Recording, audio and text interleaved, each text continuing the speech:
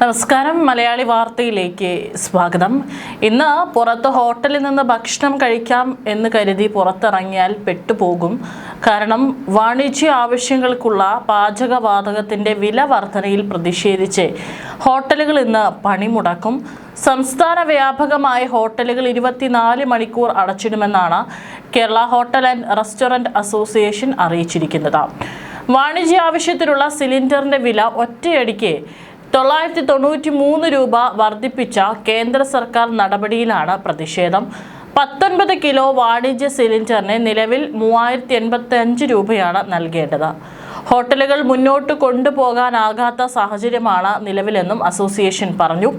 വിലക്കയറ്റവും ഉയർന്ന വാടകയും കൂലി വർധനവുമെല്ലാം കാരണം ഇതിനകം തന്നെ ഹോട്ടൽ മേഖല വലിയ സാമ്പത്തിക സമ്മർദ്ദം നേരിടുന്നുണ്ട്.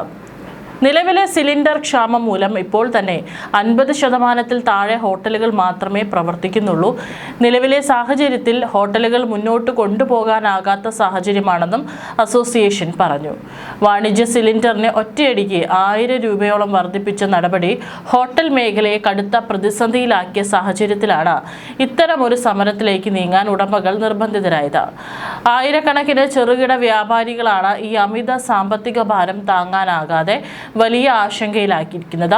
അരി, പച്ചക്കറി, പലചരക്ക് ഉൾപ്പെടെയുള്ള അവശ്യ സാധനങ്ങളുടെ വിലക്കയറ്റവും ഗതാഗത ചിലവും കാരണം നേരത്തെ തന്നെ ഹോട്ടൽ വ്യവസായം വലിയ വെല്ലുവിളികൾ നേരിടുകയാണ്.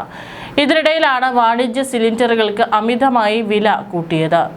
GST ഉൾപ്പെടെയുള്ള അധിക നികുതികൾക്ക് പുറമെയാണിത്.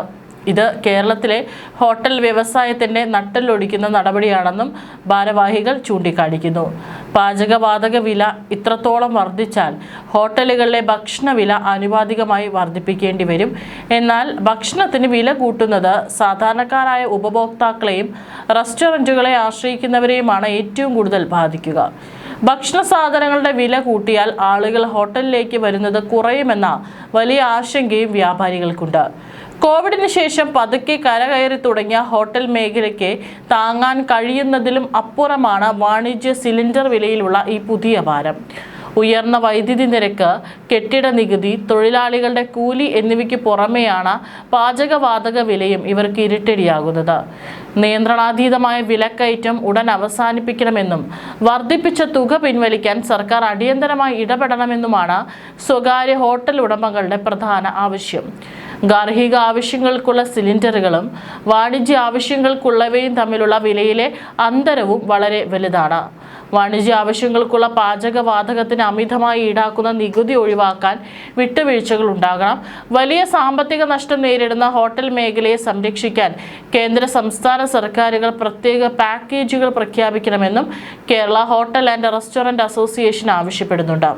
ചിലവ് ഇരട്ടിയായി വർദ്ധിച്ചതോടെ നിലവിലെ സാഹചര്യത്തിൽ സാധാരണ കച്ചവടം പോലും മുന്നോട്ട് കൊണ്ടുപോകാൻ കഴിയാത്ത അവസ്ഥയാണുള്ളതെന്നും സംഘടന വ്യക്തമാക്കി.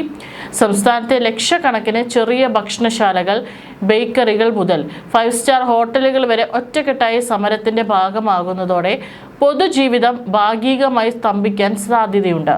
ദൂരയാത്രക്കാർ, വിദ്യാർത്ഥികൾ, ജോലിക്കായി നഗരങ്ങളിൽ എത്തുന്നവർ എന്നിവരെയാണ് ഹോട്ടൽ സമരം ഏറ്റവും കൂടുതൽ വലയ്ക്കുക. കൂടാതെ സംസ്ഥാനത്തെ പ്രധാന വിനോദസഞ്ചാര കേന്ദ്രങ്ങളിലേക്ക് എത്തുന്ന വിനോദസഞ്ചാരികൾക്ക് ഹോട്ടൽ പണിമുടക്ക് വലിയ ബുദ്ധിമുട്ടുണ്ടാക്കും. ആശുപത്രികൾക്ക് മുന്നിലെ ചെറിയ ക്യാൻറ്റീനുകളെ പോലും പാചകവാതക വിലക്കയറ്റം സാരമായി ബാധിച്ചിട്ടുണ്ട്. അത്യാവശ്യ സേവനങ്ങൾ മുടങ്ങാതിരിക്കാനുള്ള കാര്യങ്ങൾ ശ്രദ്ധിക്കുമെങ്കിലും സംസ്ഥാനത്തെ ഭൂരിഭാഗം ഹോട്ടലുകളും കടകളും 24 മണിക്കൂർ പൂർണ്ണമായും അടഞ്ഞുകിടക്കും. അതേസമയം പാചകവാതക വില കുറയ്ക്കുന്നതിൽ സർക്കാർ അനുകൂലമായ തീരുമാനമെടുത്തില്ലെങ്കിൽ വരും ദിവസങ്ങളിൽ സമരം കൂടുതൽ ശക്തമാക്കാനാണ് ഹോട്ടൽ ഉടമകളുടെ ഒന്നിച്ചുള്ള തീരുമാനം. വിലക്കയറ്റത്തിനെതിരെ സംസ്ഥാന വ്യാപകമായി പ്രതിഷേധ പ്രകടനങ്ങൾ ഉൾപ്പെടെ നടത്താനും ആലോചനയുണ്ട്.